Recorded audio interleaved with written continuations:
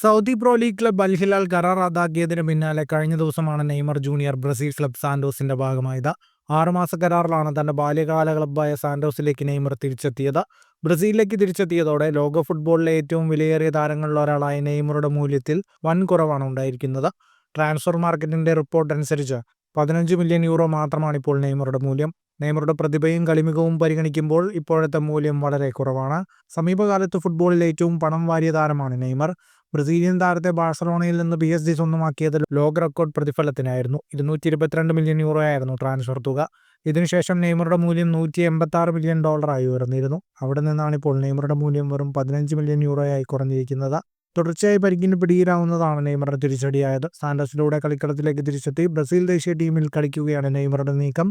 ബ്രസീലിനെ ലോക ചാമ്പ്യന്മാരാക്കുകയാണ് തന്റെ കരിയറിലെ അവസാന ദൗത്യമെന്നും ഇതിനായി എന്തും ചെയ്യാൻ തയ്യാറാണെന്നും നെയ്മർ പറയുന്നു. ഫുട്ബോൾ ലോകത്തെ കൂടുതൽ വാർത്തകൾക്കും വിശേഷങ്ങൾക്കുമായി സ്പോർട്സ് കഫേ സബ്സ്ക്രൈബ് ചെയ്യുക.